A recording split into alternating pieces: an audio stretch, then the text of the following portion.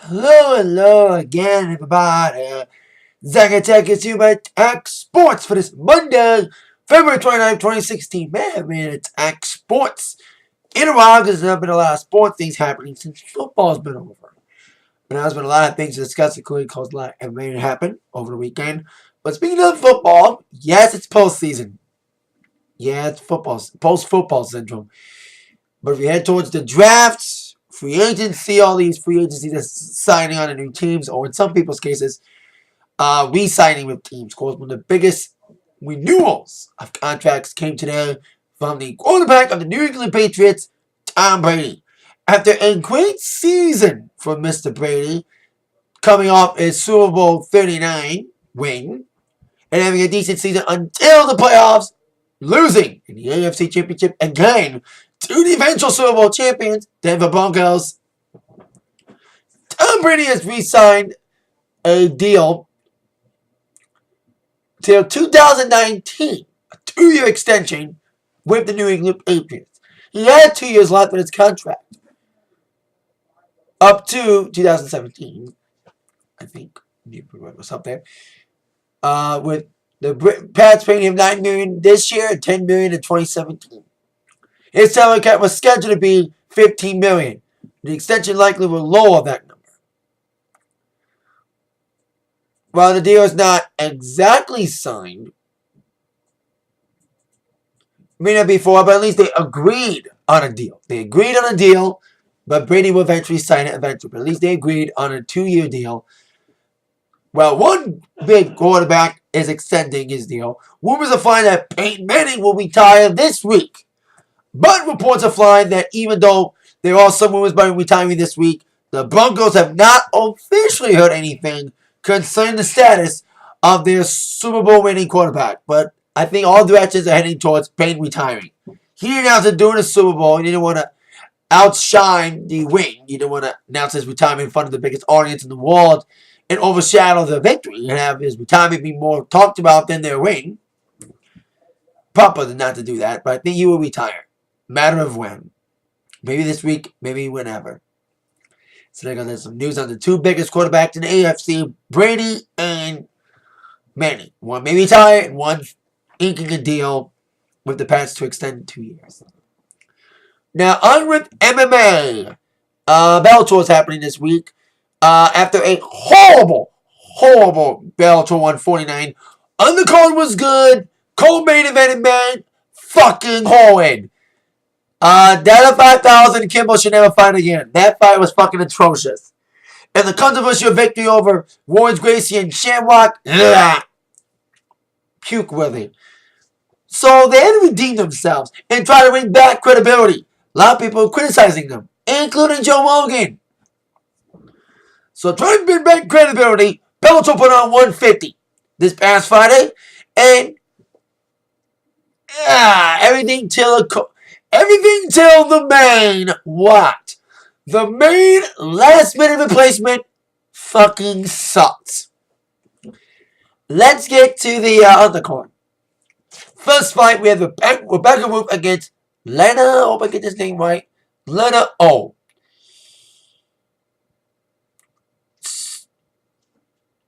Or Vinchinavoa, whatever her name is. This is a fun opener to kick off the MMA card. Very aggressive, very violent. I think it was almost bloody. So big elbows, big moves. Because Lena's kind of the on-ball freak. Rebecca had a ground and pound to her team. Big nasty punches, getting the victory, unanimous decision at the 3-round. Great opener. Then in the featherweight division, his name is Chuka. He lives on the second floor. If anyone gets that Luca reference, I applaud you. I thought of that when I heard his name. Chuka Willis. I was like, his name was Chuka.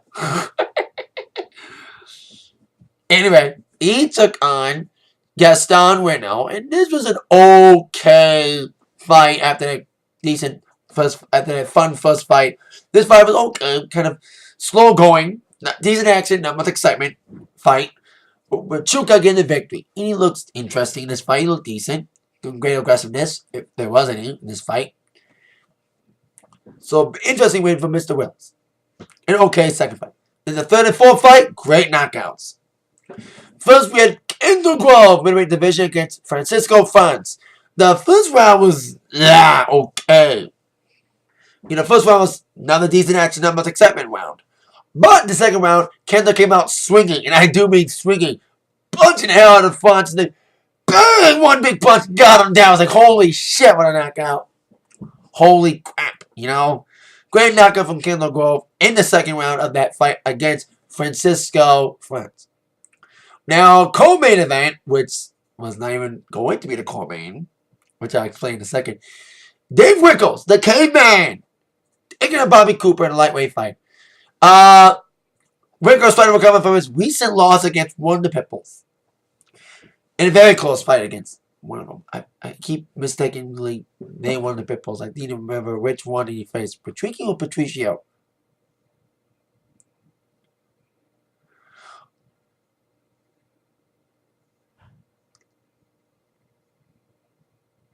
We lost to Patricky in 14. He lost to Chandler recently. And now, he was coming in, trying to get a big win. And he got a big win. Big TKO. Big flying knee. He just beat the shit out of Bobby Cooper in the first round. Great TKO. Vicious from the Caveman. And boy, did he cut his ass up. He was bleeding hard. Bobby was cut hard. So, a great win for Dave Wickles. Now, main event wasn't supposed to be the main. It was supposed to be co-main. The original main event, Marcus Galvo and Eduardo Dantas, got canceled the day before as Marcus Galvo got sick. This was supposed to be an anticipated rematch, but now it's not rescheduled again because of Dantas' opponent getting ill. So with no time to fill the main event slot, they had replaced the main with the original co-main, Jack Congo and Vinicius Quavo Sporting. Unfortunately, I think we're all upset that Gavo got sick because the main event that replaced his fight fucking sucks. The definition of a fight and a loose fight, if I've ever seen one. Two guys didn't do shit. Boring ass fight. Is it just me, or is every heavyweight fight the most boring fight ever? It doesn't matter what organization it is. If it's UFC or Bellator, the majority of the heavyweight fights in Bellator and UFC fucking suck. They're fucking snowfest. And this one was one of them. Congo didn't even punch each other like 25 times in this fight.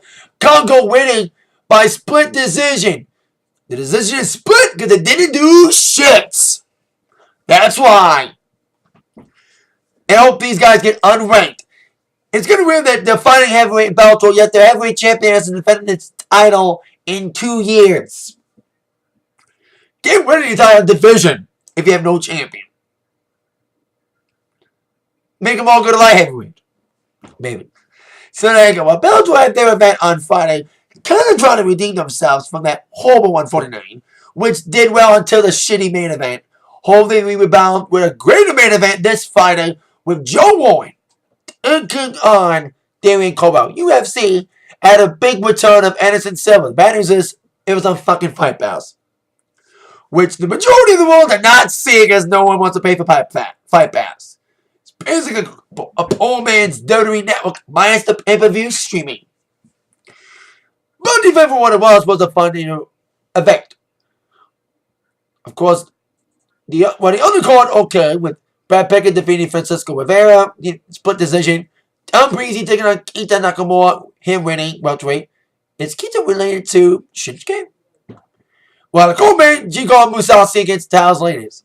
But the fight that drew the card was Anderson Silva returning for the first time since his win over Diaz about a year ago into this medical suspension, taking on Michael Bisping. It was interesting to have this fight on Fight Pass. When this fight was first announced, I was like, why on Fight Pass? The fight before what I heard was a very interesting fight and a very controversial fight. With, of course, the ending of Round 3 being the biggest talking point. In the last seconds of the round, and I didn't see this clip on the internet, Silva gave it a big flying knee, knocking down Bisping, but he knocked him down at the last second of the round. He thought he won, but referee never really stopped the fight, which allowed Bisping to get the unanimous decision victory. And Edison was not happy about the loss.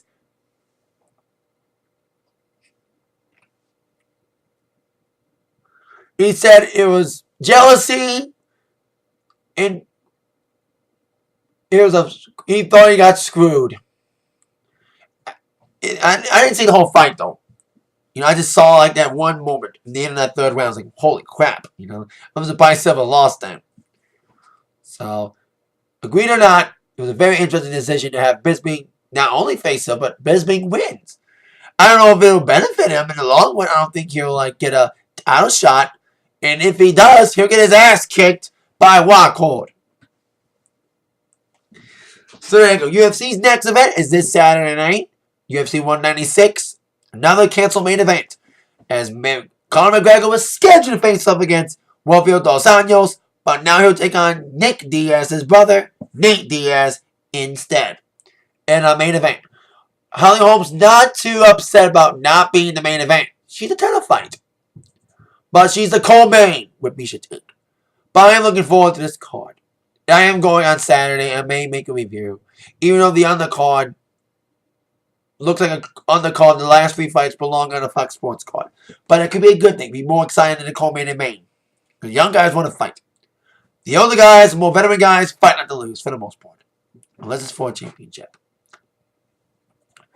Now let's get on to my WWE Raw preview. Before we get to that, a lot of news on the Hall of Fame recently. So they didn't make an attack line last week. So I was going to Raw live in Detroit last week. Forgot to mention about the Godfather being named in the Hall of Fame. I heard a little word about him being named. And yes, he's being inducted as the Godfather, not as any of his previous incarnations. The guy who played the Godfather is the same guy that played Kama and more infamously Papa Shango.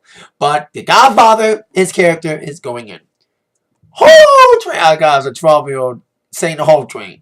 But that's how it was in a pre-PC world. And now WWE's trying to go edgy again, as I saw and we all saw last week. But also, not only Godfather going in alongside Sting, it was announced today that at long last, find a fucking way, the fabulous Freebirds are going in. Makes sense. When I heard WrestleMania was going to be in Texas, I was like, the last time WrestleMania was in Texas was WrestleMania 25. And they had the Von Erichs in. And now they're in Dallas. It's the Freebirds' turn to get in, of course. A famous faction in the AWA, NWA, WCW, comprised of many members, including Buddy Roberts, Bam Bam Terry Bam Bam Gordy. But the two most famous members that most people recognize from the WCW one, Michael Hayes, P.S. Hayes, aka Doc Hendricks, and Jimmy Jam Garvin. Very famous faction in the world of the Mid-South era, especially in the organization that was owned by the Von Erichs. The WCCW. The World Class Championship Wrestling. That's when the Von Erichs and Freebirds were the nastiest feuds of all time in wrestling. And I'm guessing one of the Von Erichs will induct them. The remaining Von Erich, Kevin Von Erich. And I think Juan Simmons / Farouk and JBL are both inducting the Godfather. So there you go. Interesting names going in the Hall of Fame. And now, who'd have thought you'd be saying this? It's time for the first ever Leap Day War Review. Yeah, preview. Oh yeah, Leap Day edition of the Atak Sportz. You forgot to mention that on the beginning of the Atak Sportz. It is the Leap Day edition. So every 4 years it's a Leap Day edition. So there you go. So, time for a Raw preview for tonight. I was at Raw last week, live in Detroit. If you haven't seen that video, it's on the channel. Wow. Of all Raws to pick, I've been to 2 other Raws. Last week's Raw was the best Raw I've ever been to live. Just to be there and Shane McMahon return last week, holy God, I can't believe I was there. And I didn't walk the hell out like everybody else did. So there you go. See how Wall can rebound after that great Wall last week with the top 5 questions that must be answered tonight on Wall. Question number 5. Will the Bullet Club debut? I don't think so. I want them to, but I think they were hitting for something else because there was tweets by Finn Balor over the weekend revealing a new Bullet Club t-shirt that he was wearing saying Monday. That led many people to jump the gun and say, oh, they're going to debut Monday. It was, no, the t-shirt comes out Monday. Wah, wah. But maybe Bullet Club may still debut tonight, but I don't think so. You know, there's some hints, but it was just because Balor tweeted out an image that said Monday that made people jump the gun and think it was a debut. But I thought maybe the t-shirt comes out Monday, and that's exactly what's happening. But maybe debut, but we shall see. I said there is an opportunity to do something shocking. Sometimes they fail, but last week, when they did have an opportunity to do something shocking and do something new, they do get it right and redeem themselves from Fastlane with Shane McMahon's return, which nobody saw coming. Question number 4. Will there be any altercation between Triple H and Reigns?